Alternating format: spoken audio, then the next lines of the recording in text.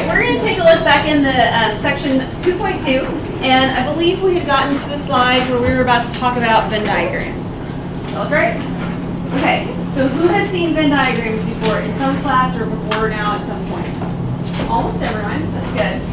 Venn diagrams are used in lots of ways in elementary school. One of the things that my daughter brought home was that her teacher had put them into groups, and they were looking at Venn diagrams and talking about the things that she and another person had in common and the things that they didn't have in common. And they were talking about how the form of a Venn diagram works from that perspective. So it wasn't about math, but they were using them, and that was in second grade. So they are coming out and being discussed in the very low grades, actually. So let me talk about a Venn diagram. And this is actually just a diagram that's used to illustrate the ideas of logic. First of all, there's a universal set, and the universal set is typically described in terms of a rectangle, all right? And then we've got some set inside of it. So let me start with the picture of the basic Venn diagram first, and then we'll talk about the last one, which is a complement. So we've got ourselves a rectangle, and inside of our rectangle, and our rectangle is called the universal set, so you'll usually see it marked as U. And inside of our rectangle, you will typically have circles. And they do not have to be perfect circles. If you draw perfect circles, then that's great, but I don't. Do you? Good. All right, so here's a circle. And the circle can have whatever name we want. I'm going to call it F because we're going to talk about a circle F, or a set F in a minute. So the circles inside are the sets, okay? A set is just a collection of objects, a collection of something. It's a description of something that's inside of it. All right, so the set F has a complement, and it's F with a bar on top of it. That's different than you might have seen used before. Another notation that you might have seen used, and this is the one that our contemporary math book uses, is prime on it, to contemporary math, where we discuss this. You might have seen that notation. There are other books yet that will call it F with a little c, like a subscriptive c, or a superscriptive c. That's actually another common notation. But the book you're using is going to have a bar on the top of it for this notation. Okay? So this is called complement. And all this is everything that's not in the set we originally described. So in terms of this picture right here, if this is F,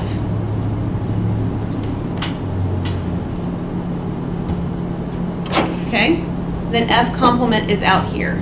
And then I did it in my other class. F complement would be the white space outside of that circle. So good? All right. So we're going to talk a little bit about this idea from the perspective of a set U. Okay. So in order to talk about a set, you have to talk about the universe in which you're describing it, the universal set. So that's why this universal set U is described first. So if U is the set of all students at OBU, which would be different than the set of all students, which would be different than the set of all people at OBU. Everybody with me? Okay? So U in this set is describing all the students at OBU. And if A is the set of all graduating seniors, it wants you to describe what A complement would be.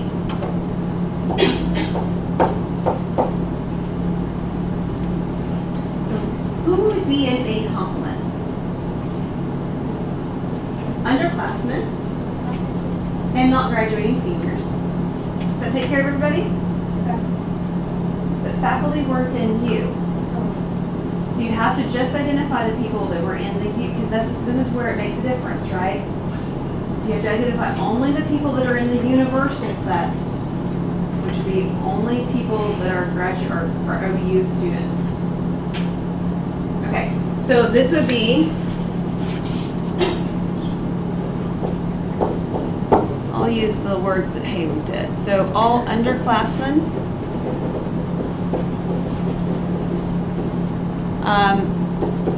and non-graduating seniors. So this is one way to describe this.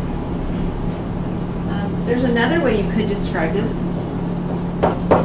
Anybody else have a different way you would have described it? That would work with me, yeah. So we could say all OBU students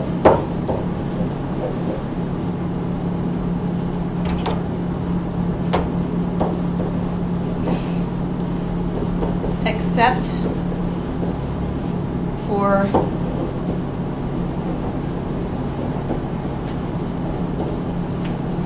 graduating seniors, or we could say all OBU students who are not graduating seniors. That would work too. So any of that kind of language is what we're talking about.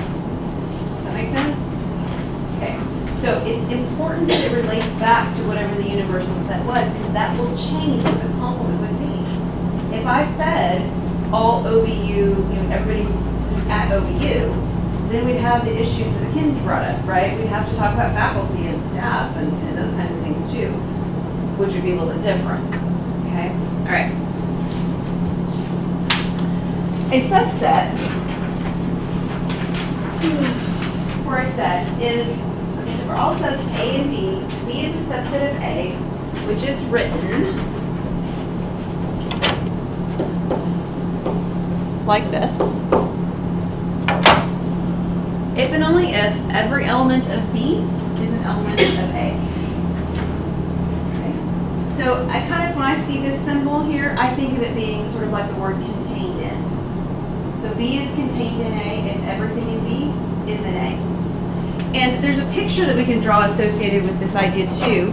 But let me hold off on the picture because it's a picture that will work for the next one first, next one as well. So a subset is simply anything is in A is in B.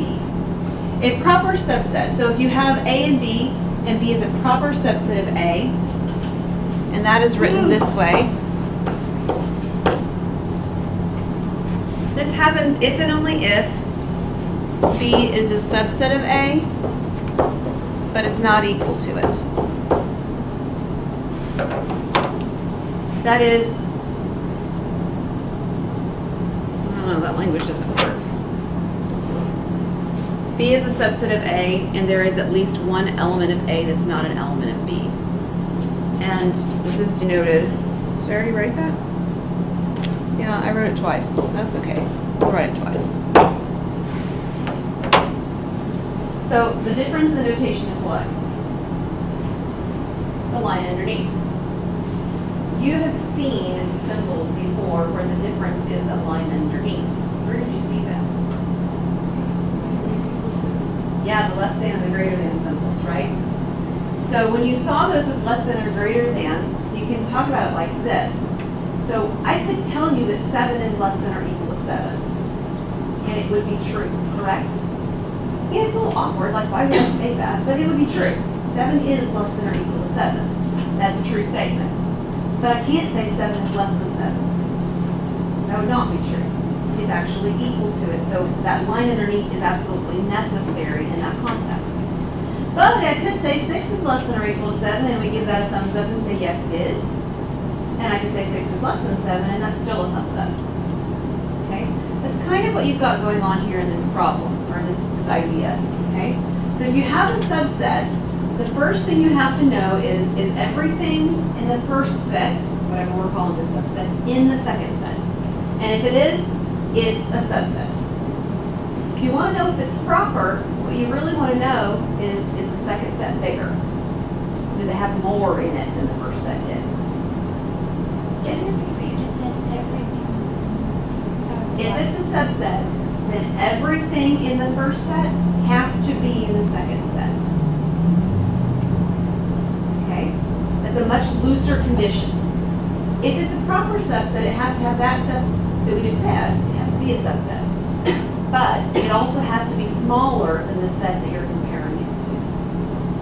It has to actually physically have fewer items in it. Okay? So let me draw you a picture from a Venn diagram perspective for what subsets look like. Let's go with that one. I don't really have a lot of space here. Let me draw it over here. So if you have a subset of a set,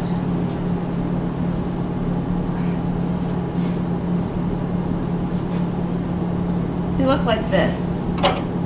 So here's my universal set. If I have a subset B, it's inside of a set A. That's the imagery you should have. Yeah, it would. It's actually the way we would draw it for a subset as well, though. We don't have a distinguishing feature for that. So any subset would be drawn like this. If you were talking about like the number of items or putting things in where they go, it could be that all the items go in that small inner circle and there's nothing extra included in the bigger outer circle. And that would be your ideal subset, even though it sort of looks like there's space. Subset, like A and B can be exactly the same. Yes. Yes. The language we use does not preclude that being a possibility. Yes. So that works for both of those? Yes, that is the picture that describes both proper subsets and subsets. So if you were drawing a picture with Venn diagrams for either of those descriptions, it would be drawn the same way. So on a proper subset, we would have just values in that. Yes, that is correct. You would have fewer items in the A. That's true. All right, the number of subsets for any particular set. So if a set has n elements, then there are 2 raised to the n power subsets. This is not multiplication, this is a power, an exponent. And there are 2 raised to the n and then minus 1 proper subsets.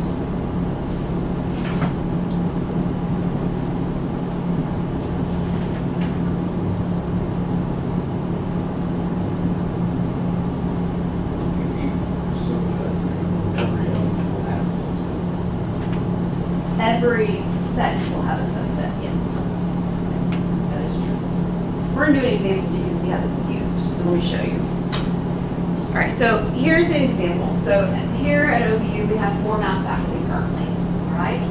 If we wanted to create a bunch of committees of us, okay, we could do that in lots of ways. We could create a committee of 1 person, would be a very exciting committee, it might become lonely. We could create a committee of nobody, they wouldn't get much done. Create a committee in theory, you know, the people who teach, topology, and we don't have any, so you create a committee of people who teach topology and talk about them, kind of like you would talk about all the teenagers who live in my house. What's topology? It's a branch of geometry, type of geometry. All right, so we could do that. We could talk about it that way if you come here. We could also create a committee of 2 people, right? So if we create a committee of 2 people, I might be on the committee, I might not. A bunch of different 2 people committees. We could create a committee of 3 people, right? I might or I might not be on the committee. Or we could create a committee of 4 people, and it would be a subset as well, but again, not a very interesting subset because it's really just everybody. Okay? So what we're doing when we're talking about how many subsets you have for a set, is you're talking about the number of different groupings you could make of these 4 people. Everybody with me? You can make groupings of 1 person, you can make groupings of 2 peoples, you can make groupings of 3 peoples. You can make a grouping that has everybody in it or a grouping that has nobody in it. And if you wanted to write all of those down, you could do that. But it would take a while, especially if you had more than 4 people that you were talking about. So what this formula does is it gives you a way that you can find the number of subsets without actually writing them all down and listing them out. So if you have 4 people like this one has, and you want to know how many subsets there are, you'll take your 2 and raise it to 2 to the 4th. And 2 to the 4th is what? 16. Yeah, a few of you are saying 16. It's 2 times 2 times 2 times 2, right? 16. So there's 60. If I wanted to write out all the subsets of the math faculty, I could write them out. There'd be 16 different committees I could form. Okay? If you wanted to know the number of proper subsets, then you could still describe all the sets of nobody, one of those. You could describe all the sets of 1 individual person doing something. You could describe all the sets of people, if you 2 people in a group. That would be a proper subset because it's smaller than the original set. Remember, that's the difference. Proper subset means it's a subset, but it's smaller. You can talk about all the groups of 3 people, right? That's still smaller than the whole group. But you do exclude 1 group. It's the group of everybody. The group of everybody is a subset of the original group because everybody in it is in the first set. It is by definition a subset, but it's not a proper subset because it's not smaller than the original group. Make sense? It's the same size. So if we're talking about proper subsets, we exclude that 1 group that had everybody in it, which means instead of 16 subsets, we'd have one less for 15. Okay. Now, what's different about problem number 6?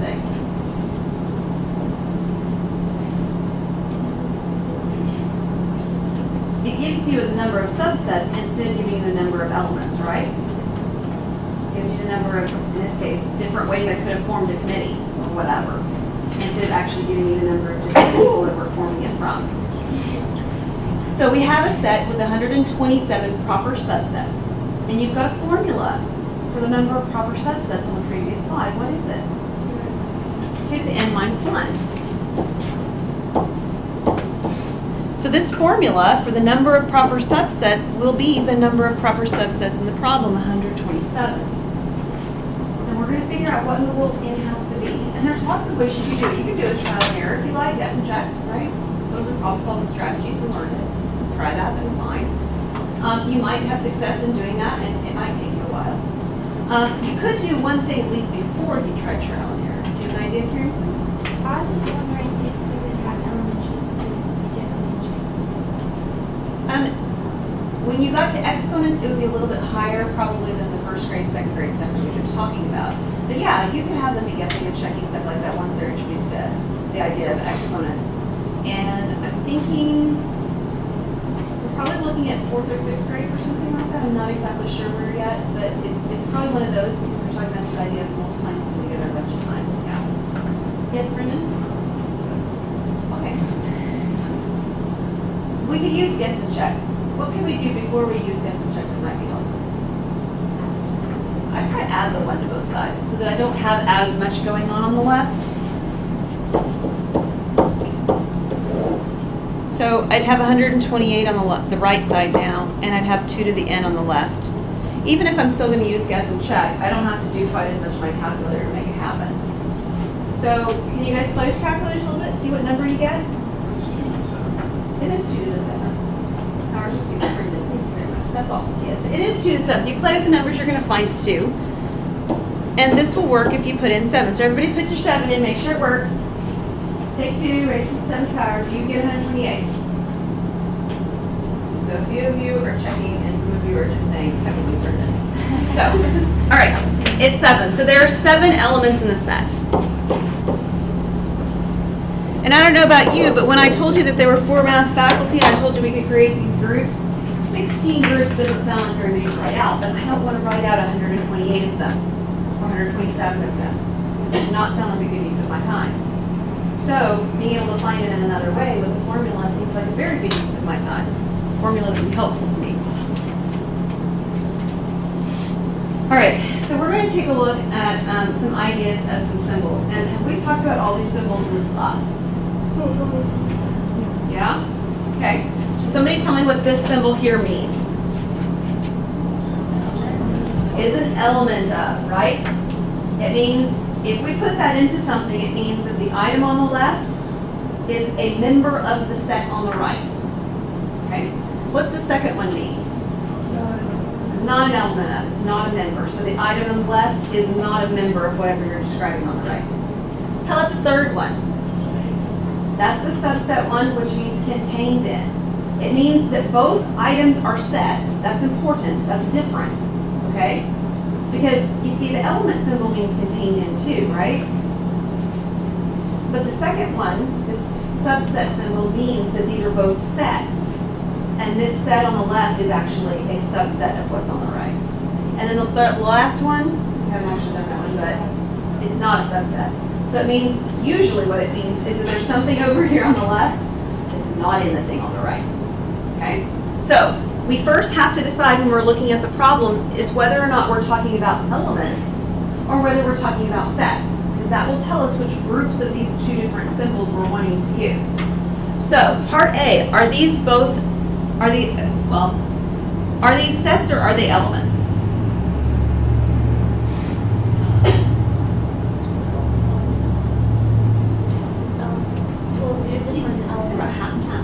Okay, so let's start with that one. So Mackenzie, what's the thing on the left?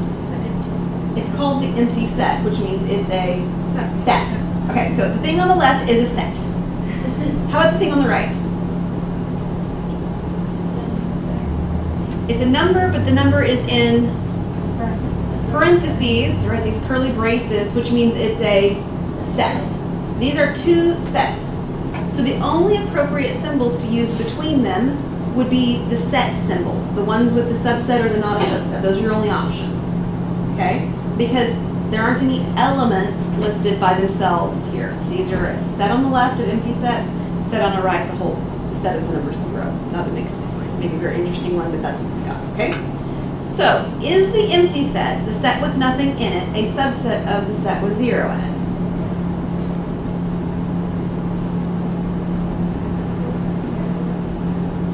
Okay, remember here's what you have to ask yourself.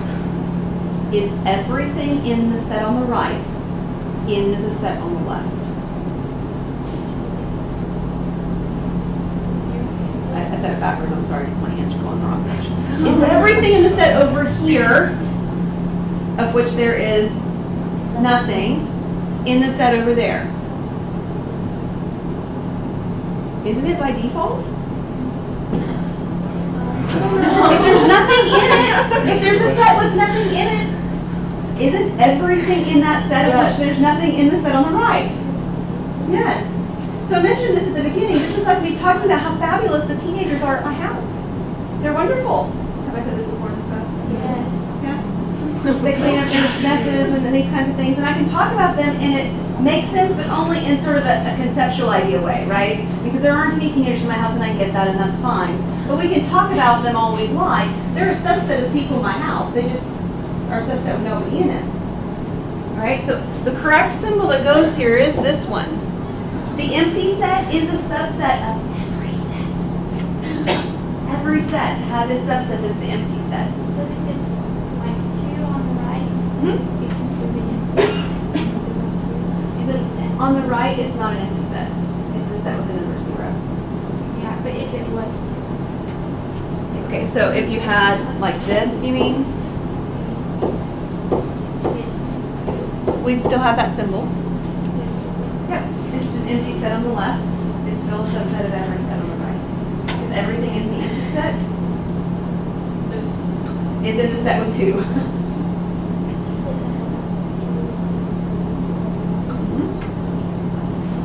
Everything in the empty set is in the set with whatever else you want to have in it. Almost a language thing, right? Yeah, the semantics are what we're talking about here. By default, the language says, the way we describe it is the way we define them. We define subset to say everything in one set than the other one. Well, if there's nothing in it, then you get to be in there by default. Okay. All right, let's do the next one. 15. Is 15 an element or a set? That's an element. How do you know? By itself, no braces. Okay, so this is an element. All right, which means you're going to be using one of these first 2 symbols, correct? Okay, is 15 an element of what's described on the right? Well, you got to figure out what's described on the right. What are those kinds of numbers that it's describing on the right? Okay, the ends are natural numbers, but the numbers here that we're describing are x. How is x related to the natural numbers? It's 2 times. It's 2 times it. So 2 times a whole bunch of numbers that are natural numbers are what kind of numbers? Even. So this set that's described on the right are even numbers. 2 times n. These are just even numbers. So as you're looking at these, you're going to have to make a decision and describe to yourself, what does this say? This says I've got even numbers on the right. So is 15 an element of the even numbers? No. So what symbol goes here? The not an element of. An element with a slash, right? Yes, it is epsilon. All right, problem C, the value on the left-hand side, that's a set, which means we're going to use the contain symbols, one of the last 2, right? Okay, so this is the set with the number 4 in it. So the only element that we have to be concerned about in this set is the number 4. Is the number 4 contained in the set on the right? Yes, it's equal to what? 1 plus 3. That's 4. So is everything in the set on the left in the set on the right? Yes. So what goes in this blank? The contained symbol, the subset symbol. Let's say that this number on the left had said 7.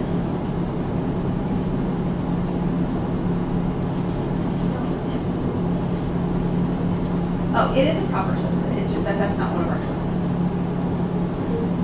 It is a proper subset because it has fewer values on the left. There's only one value on the left, and what do I have? 4 values on the right. So if I had an option to put the one with just without the line underneath, I could do that and it would be perfectly fine. Either one could be used and would be correct. But it's kind of like multiple choice, right? You can only pick one of the answers if you've got as a choice. That's kind of where we are in the problem. It's not a choice. But if this was reversed and the bigger one was on the left, that would not be a subset at all. Yes, that's right. So you're creating something like, let's say that this had said,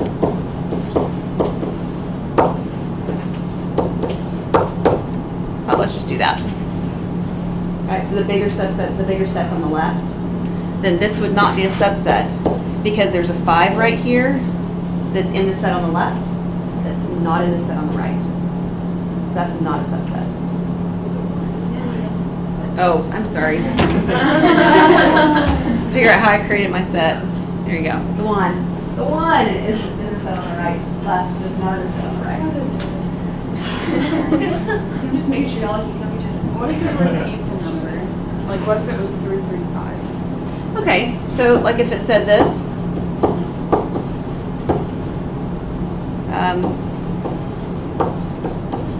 So it repeats it, so I mean it's sort of listed twice, but is every element on the left in the set on the right? Yes. Yes. So it could repeat it a bunch of times. It would be unhelpful and uninteresting because, yeah, I mean it's just repeating itself, but it still would be a subset. I don't think you're going to see anything like that, but if you did, the only reason that looks like an equal is because there's a line for answer. But yeah, that's what you would have. Okay, how about part D? Is the value on the left a set or an element? It is an element. So I'm picking between the element and the not element symbols, right? Okay. So the value on the left is an element. Is it an element of the description on the right? Yes, because what's on the right is even numbers, and the number on the left is an easy number. That's an element. All good? All right, next problem. Fundamental principle of counting. Fundamental principle of counting says the following. It says that if you have an event M, and it can occur in little m ways, like a bunch of different ways it can occur, and you have some other event capital N, and it can occur in a certain number of ways, little n, then if you follow one event by the other one, that can occur in m times n ways. All right, so let me do an example for you. It's not example 8 though, so that you can have an idea of where this works. So let's say that you go and you go to the Pizza Hut, okay? And Pizza Hut has different options. You have to pick the kind of crust you want, and let's just say you're picking a 1-topping pizza, okay? So in order to pick your pizza, you have to pick the kind of crust, and there's 3 options. And you have to pick the 1 topping that you're going to have, and there are 10 options, okay? How many different options do you have for the crust? 3. How many different options did you have for the 1 topping? 10. So how many different pizzas could you make? 30. 3 times 10. That's all the fundamental principle of counting is. It's saying the number of ways that one event can happen times the number of ways the other event can happen is the number of ways I can do the entire situation. Okay? And it works in general. It doesn't just have to be 2 events. We can do it for 10 events. You just multiply the number of ways each of the individual events happen to create the entire picture. Now, the next example is a little bit different. It's going to include the fundamental principle of counting, but not directly at the beginning. So this is a 4-digit phone number extension, which is kind of like the things we have going on campus, right? Do you guys have to bring phones in your rooms?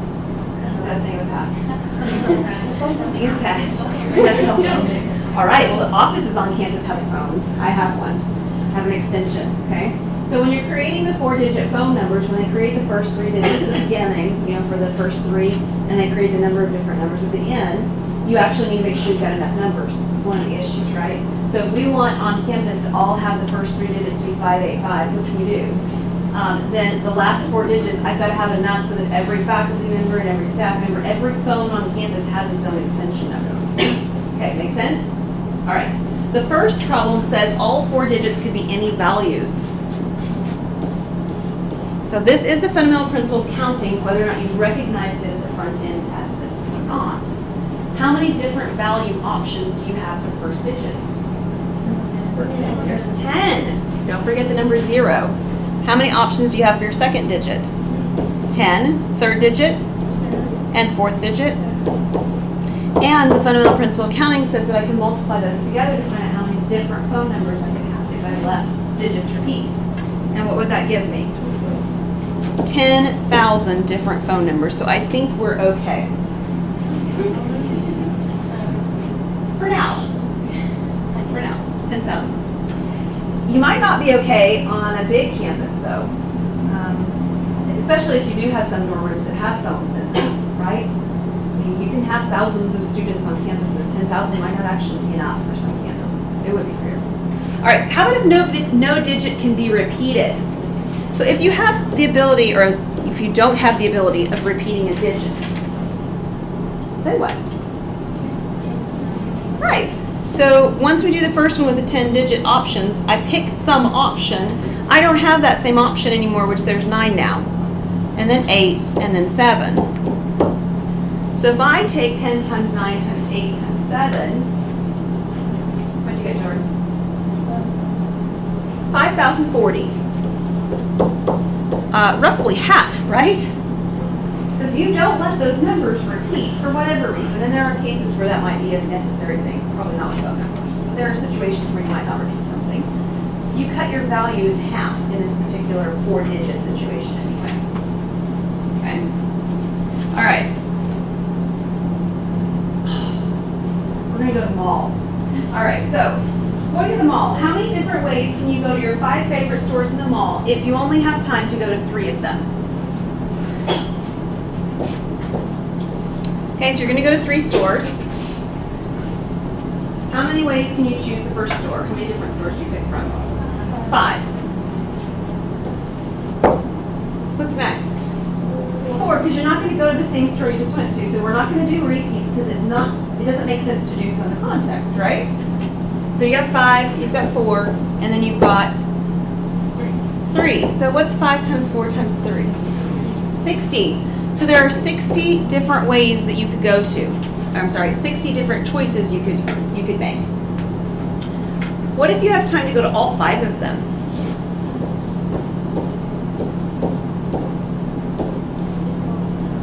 Yeah, we'll just go all the way down. And what did you get? There's 120 ways. Actually, only double, right? To go to those last 2, because again, we've got this limiting, repeating business going on.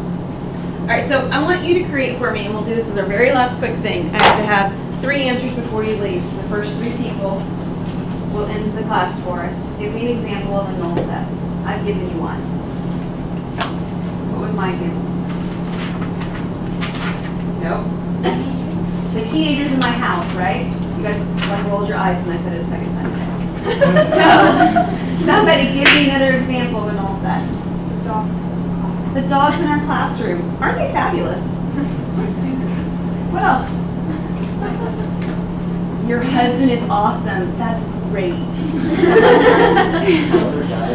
The other guys. They're so supportive, aren't they? All right. Thanks, guys. Have a great weekend. This is not officially assigned, but at some point we're going to end up having something back to back. So I'd start on it if you have a chance. We'll do group work on it next time. So if you don't quite finish it, not a problem. Okay? Have a great weekend.